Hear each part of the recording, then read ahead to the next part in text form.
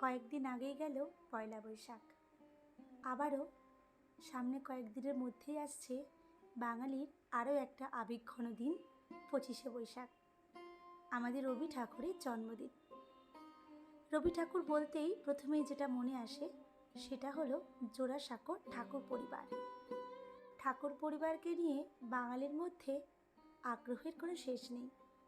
ঠাকুরবাড়ির অন্দরমহল, ঠাকুরবাড়ির রান্না সব কিছুই বাঙালির মনে বরাবরই অনেক আগ্রহ তৈরি করেছে। সেই আগ্রহের বশবর্তী হয়েই আমি পূর্ণিমা ঠাকুরের লেখা এই বইটা কিনে ফেলেছি। এই বইটা না কিনলে জানতেই পারতাম না কত সুন্দরভাবে প্রতিটা রান্না উপস্থাপন করা হয়েছে। সামনেই আসছে রবীন্দ্র জয়ন্তী, সেই উপলক্ষে আজ আমি তোমাদের সাথে এই বই থেকেই একটা রান্না শেয়ার করব। আর রান্নার মাঝেই তোমাদের সাথে ভাগ করে নেব ঠাকুর বাড়ির কিছু অজানা কথা। চলো তাহলে আর কথা না বাড়িয়ে রেসিপিতে চলে যাওয়া যাক। আজকে আমি তোমাদের সাথে শেয়ার করছি মুগের ডাল পটল দিয়ে। বইটিতে যেভাবে রান্নার প্রণালী বলা আছে আমি চেষ্টা করব সেভাবেই পুরোটা উপস্থাপন করার। প্রথমেই রান্নার জন্য সমস্ত উপকরণগুলো গুছিয়ে নিলাম।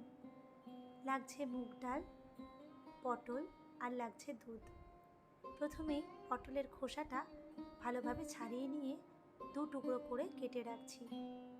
তোমরা চাইলে এটা ডুমো ডুমো করেও কেটে নিতে পারো, তাতে কোনো অসুবিধে নেই। এবার একটা মশলা বানানোর জন্য আমি আদা আর জিরেটা জল দিয়ে বেটে রাখছি। ঠাকুরবাড়ি রান্নার ঐতিহ্য হলো বাটা মশলায় রান্না করা।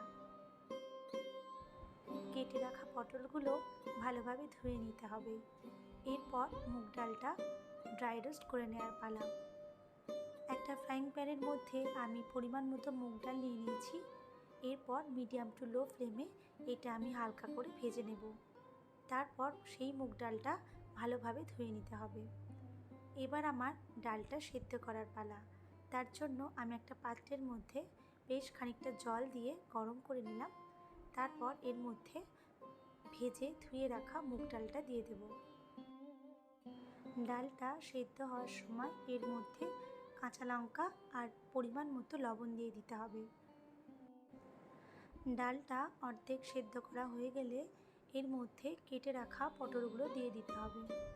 ঠাকুরবাড়ির রান্নাতে পটলগুলো এভাবেই ডালের মধ্যে দিয়ে সেদ্ধ করা হতো। তোমরা চাইলে অবশ্যই পটলটা ভেজেও ব্যবহার করতে পারো, তবে ঠাকুরবাড়ির রান্নার ঐতিহ্য বজায় রাখার জন্য আমি এর কোনো রকম পরিবর্তন করিনি। ডাল আর পটলটা একসাথেই ভালোই সেদ্ধ হয়ে গেছে। এবার এটাকে নামিয়ে নিতে হবে। এবার ডালটা সাঁতলে নেওয়ার পালা। সেজন্য কড়াইয়ের মধ্যে অল্প পরিমাণ সাদা তেল গরম করে জিরে ফোড়ন দিতে হবে। তোমরা চাইলে এখানে শুকনো লঙ্কাও ফোড়ন দিতে পারো। এরপর সেদ্ধ করে নেওয়া ডাল আমি কড়ার মধ্যে দিয়ে দেব। একটু ফুটতে আরম্ভ করলেই এর মধ্যে আদা জিরে বাটাটা দিয়ে দিতে হবে।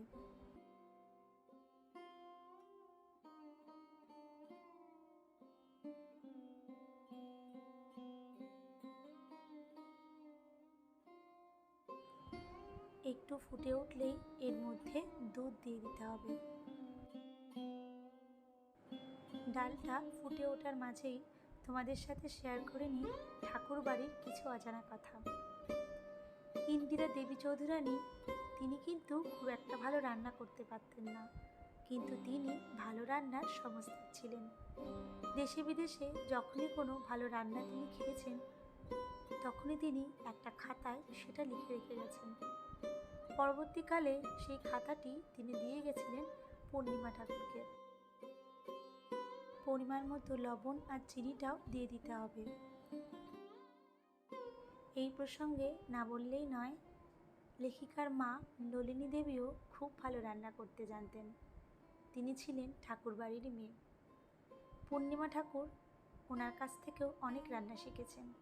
পরবর্তীকালে সেই সমস্ত রান্না তিনি আমাদের এই বইটির মাধ্যমে উপহার দিয়ে গেছেন। রান্নার শেষে আমি এখানে একটু ঘি দিয়ে দিয়েছি।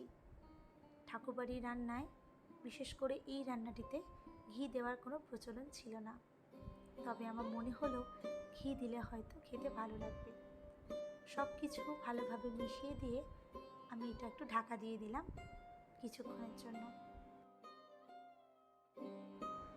গল্পের ছলে রান্না করতে করতে রান্নাটা শেষ হয়ে গেছে, এখন শুধু পরিবেশন করার পালা।